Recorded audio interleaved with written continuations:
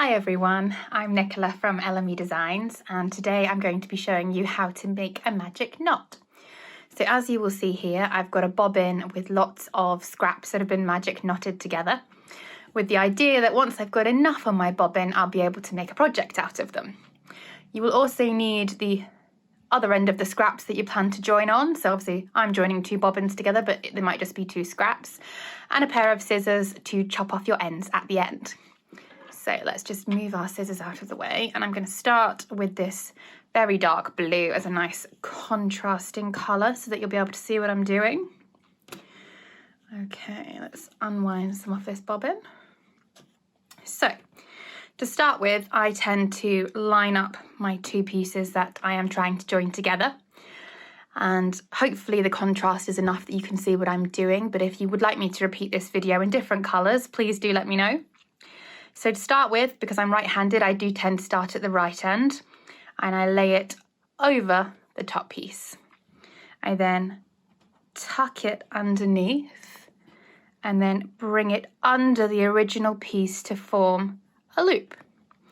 I'm then gonna take the tail end, pick up my loop and put my tail end through that loop, hold on to my tail end still, and then pull. And there you've got your first knot. So now I'm going to do my left end. So with the right end, I started by going over. So with my left end, I'm going to start by going under.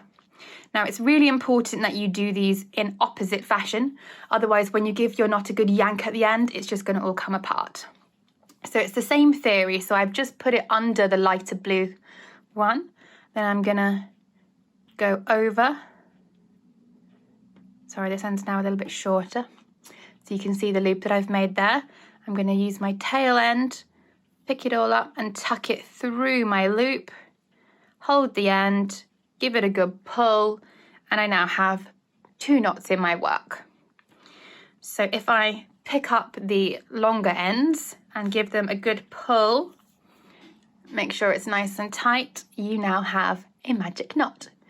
Now, obviously, it's not completely invisible because I'm using two contrasting colours, but if you are, for example, just joining two balls of yarn together to continue your work, it will be much more subtle. If I chop the ends off,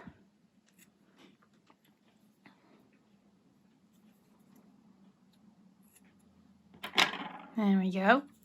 You can see that it's not quite as thin as the yarn, and you wouldn't expect it to be because you have knotted it, but it is small enough that you can continue to work your project without too much interference. The only thing that I recommend, just to make it even less obvious, even if you are using the same colour for both ends, is that you push this knot to the back of your work when you get to it, just to make it even more hidden and unlikely to be spotted. So hopefully that has helped you learn how to make a magic knot. I can now wind my piece onto my bobbin and then join on my next end. But if you would like to check out any of the Elimee Designs patterns to see if you'd like to make a scrappy version of one of those, I'll drop the link below. And please leave a comment as to what you would like me to show you in the next video. Bye-bye.